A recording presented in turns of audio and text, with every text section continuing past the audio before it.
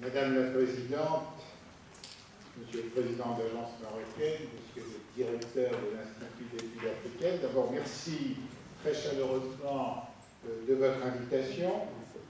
Je trouve toujours un grand plaisir dans ce beau pays qu'est le Maroc. Et ça me fait toujours penser, vous savez, à la formule des Allemands qui trouvent que la France est belle et qui disent « heureux comme Dieu en France ». J'ai envie de vous dire « heureux comme Dieu au Maroc ».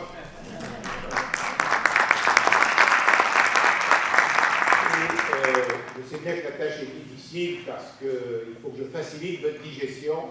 Je vais faire pour le mieux, sans être sûr de réussir parfaitement. Alors, ce qui m'a tout à fait marqué, là, c'est hier, du moins, en lisant les journaux marocains, c'est que Sa Majesté Mohamed VI a prononcé un très important discours au moment de la commémoration de la 4e année de la marche verte. Et je dirais que ce que les jeunes Africains demandent, c'est une nouvelle marche. Une marche, j'irai vers le capital immatériel. Une marche vers le futur, une marche qui permet justement de les intégrer. Et pour que cette marche fonctionne bien, il faut partir donc d'une bonne connaissance des dynamiques et des perspectives de la jeunesse en Afrique. Et donc, c'est ce que je vais essayer de vous résumer, sachant que, bien entendu, Monsieur le Directeur m'a bien précisé que le texte entier pourrait être à votre disposition. Les jeunes en Afrique, donc, sont concernés par une double dynamique. Une dynamique que j'appelle, pour simplifier, démographique, à travers l'augmentation non seulement de leur nombre, mais aussi de leur poids relatif dans les sociétés africaines. La seconde dynamique est liée au mouvement migratoire, qu'il soit à l'intérieur de l'Afrique ou entre l'Afrique et les autres continents. Et cette jeunesse est tout à fait essentielle dans la mesure où elle est une chance pour la bonne intégration justement de ces jeunes, grâce, comme j'essaierai de vous le montrer, au développement de cette technologie nouvelle liée au numérique. Donc je vous proposerai 3 points. D'abord, prendre la mesure des jeunes Africains dans la dynamique démographique mondiale, puis ensuite celle des jeunes adultes dans les migrations africaines, et enfin, 3e point, montrer comment la jeunesse peut être la source d'émergence qui permettra à l'Afrique d'être un pilote du XXIe siècle. Premier élément, effectivement, cette augmentation du nombre de jeunes au sens de la définition qui est généralement utilisée dans les statistiques des Nations Unies, c'est-à-dire les 0-14 ans, les moins de 15 ans. Cette augmentation, c'est tout simplement le résultat du déploiement de ce qu'on appelle la transition démographique au sein de l'Afrique. Bien entendu, la particularité de l'Afrique, c'est une entrée plus récente dans la transition démographique, et donc c'est le passage d'un 19e siècle qui avait connu en gros une stagnation démographique, soit parce que la transition démographique n'était pas encore arrivée, soit parce qu'il y avait encore malheureusement des effets des traites dont a très bien parlé Madame Beau tout à l'heure.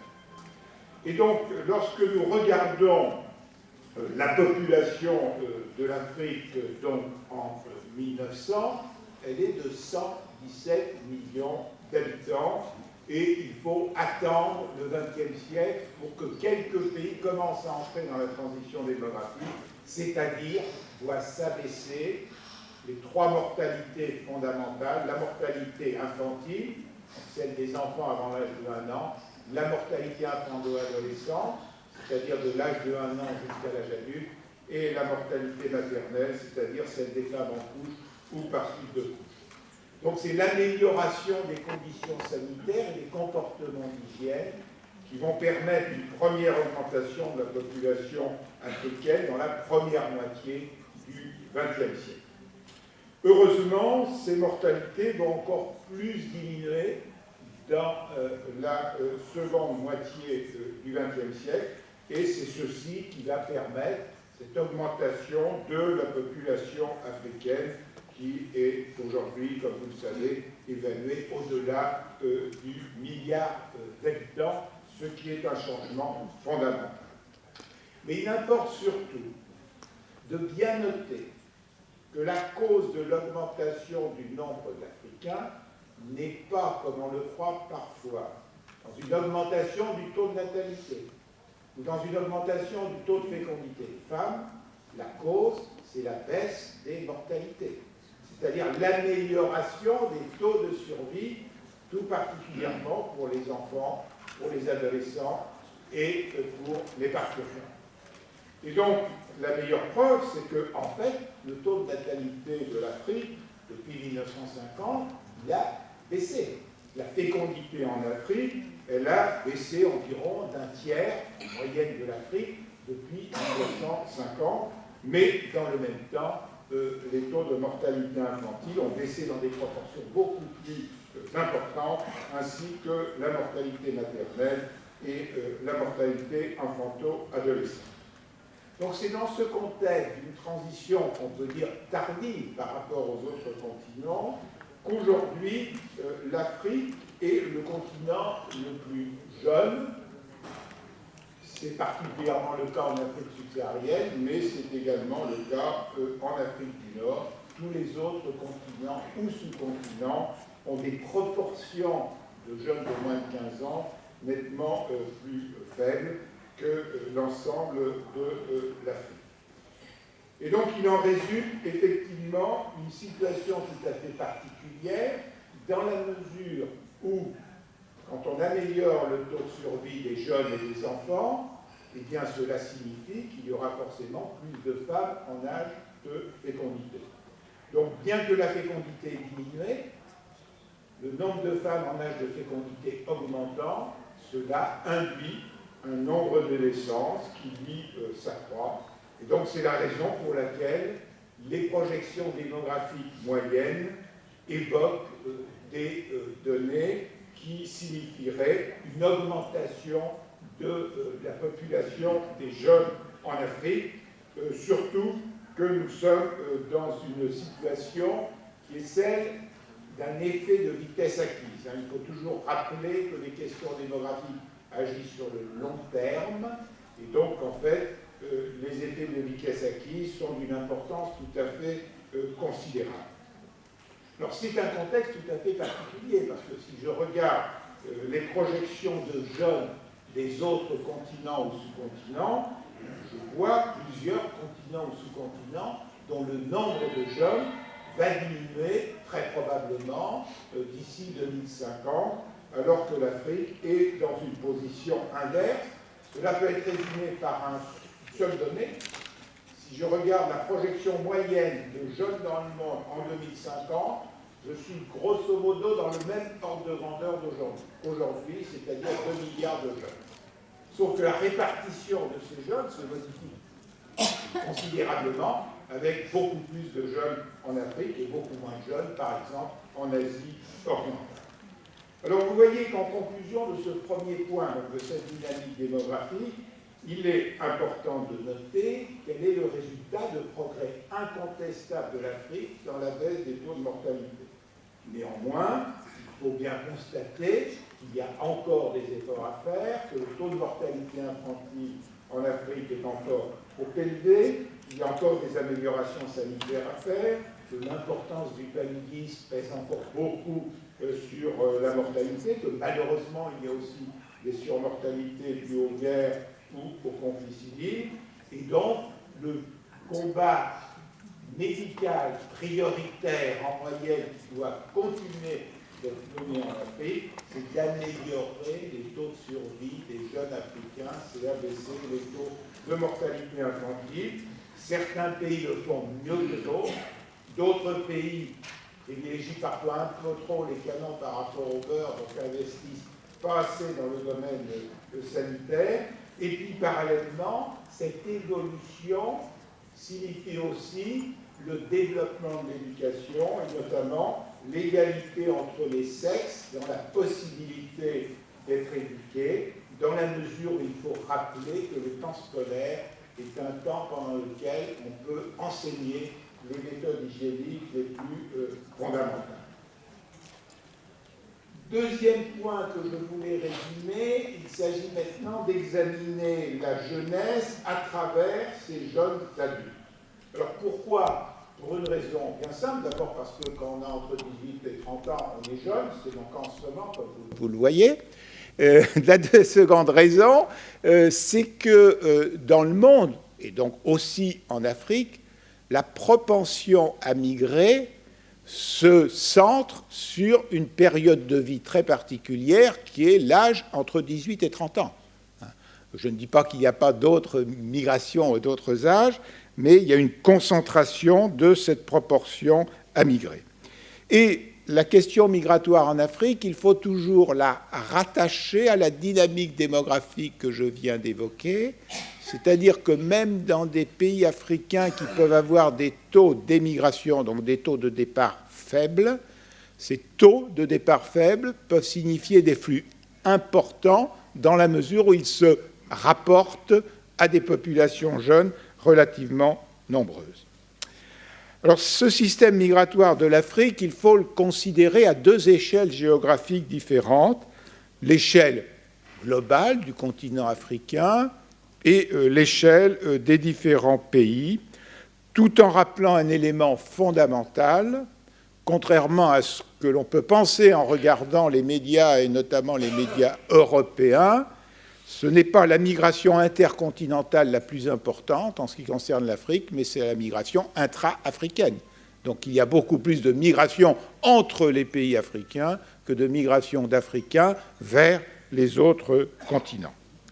Il n'empêche que c'est vrai que l'Afrique est un continent globalement répulsif, c'est-à-dire qu'il y a chaque année un certain nombre de jeunes qui quittent l'Afrique pour d'autres continents. Comme souvent, la migration, il faut appeler ça voter avec ses pieds. C'est-à-dire qu'un certain nombre de migrations sont liées à des insatisfactions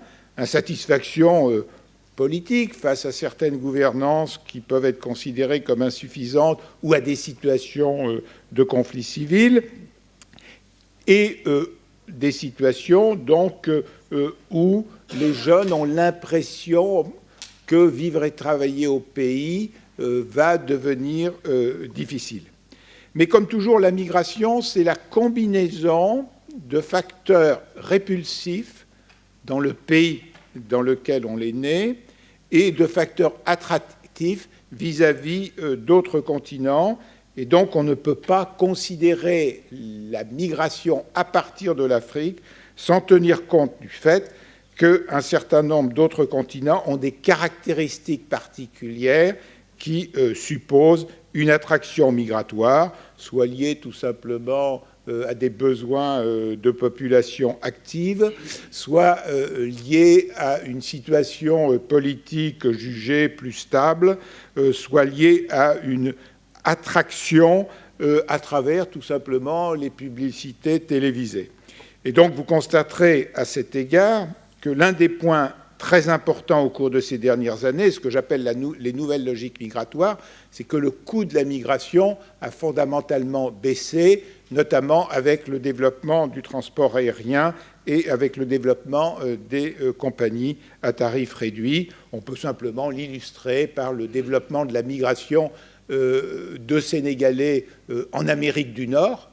Vous rappelez simplement qu'avant, je n'ai plus la date par cœur, eh bien, des Sénégalais qui migraient en Amérique du Nord en avion étaient obligés de passer par Paris pour aller ensuite aux États-Unis. Et depuis une dizaine d'années a été ouverte une ligne aérienne directe Dakar-Atlanta qui a modifié évidemment les flux. Alors, les facteurs de répulsion peuvent être nombreux, extrêmement variés, de nature économique, de nature politique, de nature démographique. Mais en même temps, il est important de noter que toute cette globalité d'un départ d'Africains vers d'autres continents ne doit pas masquer les variations migratoires fondamentales à l'intérieur des pays africains. Je ne donnerai que quelques exemples pour les illustrer. Bon, l'exemple de la Côte d'Ivoire est très intéressant, puisque c'est un pays qui, sous le régime du président Houphouët-Boigny, connaissait un très bon développement, était un grand pays d'immigration pour l'ensemble de l'Afrique occidentale. Et puis, quand malheureusement la Côte d'Ivoire s'est trouvée dans un conflit au milieu des années 2000, eh bien, son système migratoire s'est modifié et heureusement, il vient encore d'évoluer après la restabilisation du pays à la fin de ce conflit civil. Et puis, nous avons d'autres exemples de pays qui vraiment manquent de population active et qui, en conséquence, sont très heureux de voir des travailleurs les rejoindre. C'est le cas du Gabon, où on peut pratiquement rencontrer toute l'Afrique, parce que vous avez effectivement un potentiel énorme, une population très peu nombreuse, ou bien des pays qui se sont révélés attractifs par rapport aux pays voisins. Et par exemple, vous avez des millions de Zimbabwéens qui sont en Afrique du Sud, ce qui est quand même la conséquence certainement d'un développement qui aujourd'hui n'a pas encore réussi dans ce pays. Donc il faut insister en même temps sur le changement structurel que vous connaissez très bien au Maroc, d'un pays qui était essentiellement un pays de départ dans les années 1990 et dont la nature migratoire est devenue beaucoup plus composite, puisqu'aujourd'hui, le Maroc est à la fois un pays d'émigration, donc de départ, un pays d'immigration et un pays de transit. Et donc, il ne faut jamais simplifier les réalités migratoires, parce qu'on le voit qu'elles sont extrêmement complexes. Il faut ajouter aussi, dans les migrations intra-africaines, les effets liés aux appartenances ethniques, puisque les frontières, qui ont très souvent sont le résultat des choix issus du colonialisme, ne correspondent pas nécessairement aux frontières des populations en fonction de leur ethnicité. Et donc on voit évidemment, par exemple, un certain nombre de migrations qui sont liées à l'appartenance ethnique des Soninké, quel que soit le pays dans lequel habite cette ethnie. Donc c'est dans ce contexte que les premières décennies du XXIe siècle que nous vivons sont une période historique tout à fait fondamentale, avec des technologies qui peuvent changer la façon de réfléchir à l'intégration des jeunes en Afrique.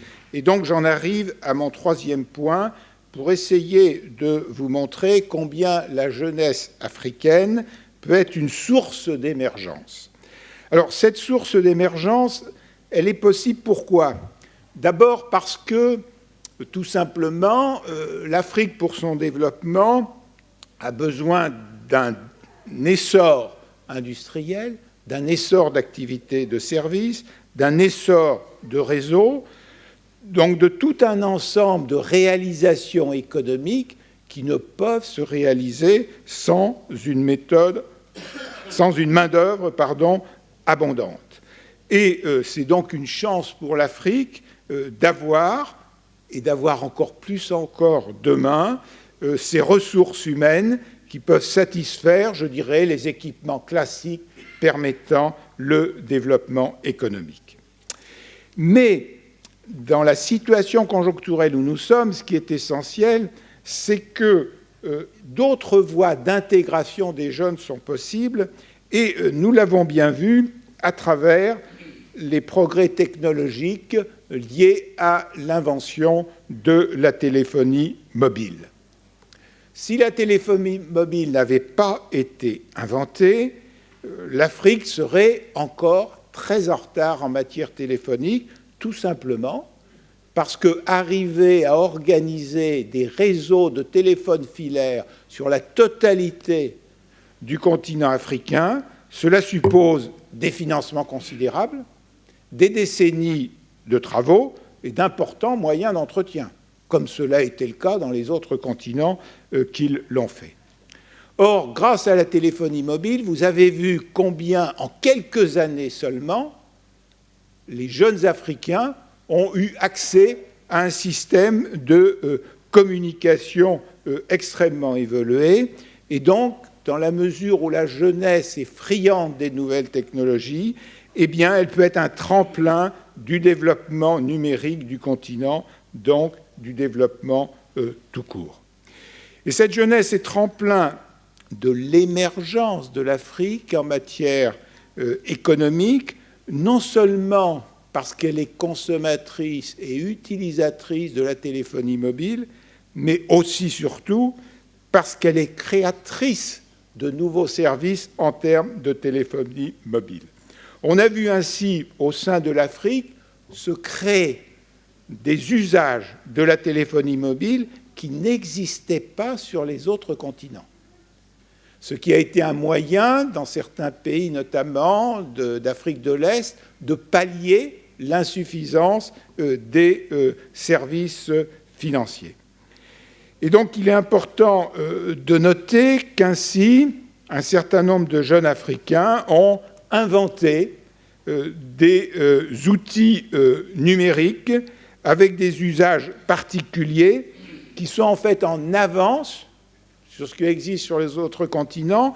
Donc, nous sommes passés dans certains domaines d'un stade où l'Afrique pouvait dire qu'elle était en retard dans toutes les technologies, un stade où l'Afrique peut dire, mais sur tel ou tel point, nous sommes en avance d'un point de vue technologique.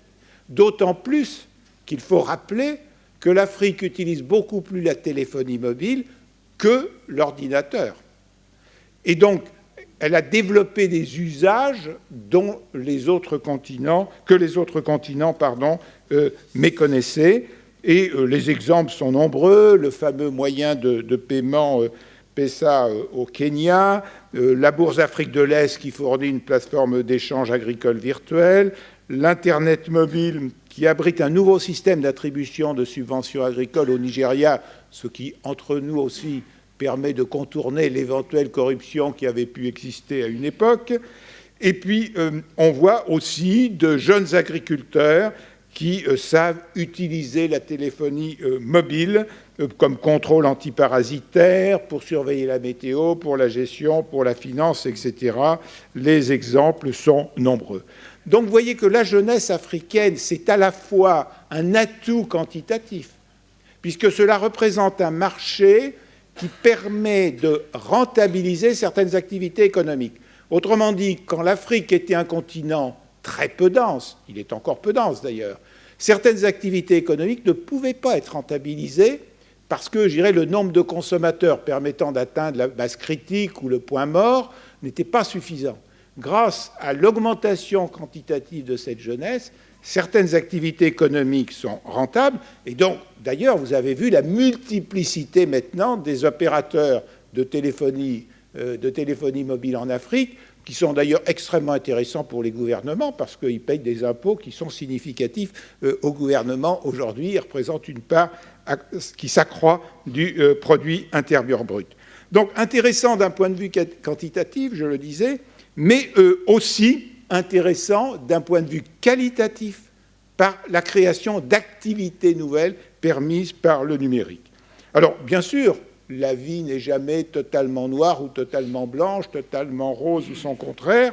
Il y a évidemment des progrès à réaliser.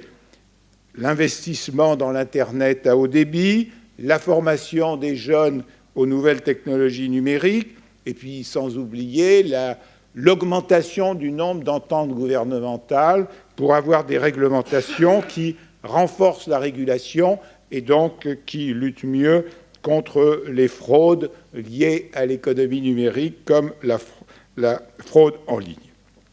Donc je dirais en conclusion, et pour résumer mon propos, que vous avez compris, et vous le savez de toute façon, que la population jeune de l'Afrique, et c'est le changement fondamental intervenu en gros depuis un siècle, est devenue nombreuse grâce à la transition démographique, et que ce nombre devrait augmenter, que l'on considère les jeunes de moins de 15 ans ou que l'on considère les jeunes adultes. Ces ressources humaines sont une chance parce qu'elles sont portées par les nouvelles technologies. Autrement dit, l'Afrique, grâce aux nouvelles technologies, n'est plus contrainte d'attendre pour son développement de passer par les différents stades que le développement a nécessité, par exemple, dans les pays européens, où il a fallu des décennies pour passer d'une économie non industrielle à une économie industrielle et d'une économie industrielle à une économie de l'information. En sautant, en faisant des sauts technologiques, eh bien, vous voyez que l'Afrique, grâce à sa jeunesse, peut en fait passer très rapidement certaines étapes en allant vers les technologies les plus évoluées aujourd'hui. Et je crois que c'est cette stratégie qu'il faut comprendre parce que c'est la chance de l'Afrique de pouvoir aller beaucoup plus vite dans son développement en faisant directement les choix de l'avenir sans passer par les stades intermédiaires qui ont été nécessaires quand ces innovations n'existaient pas. Je vous remercie de votre attention.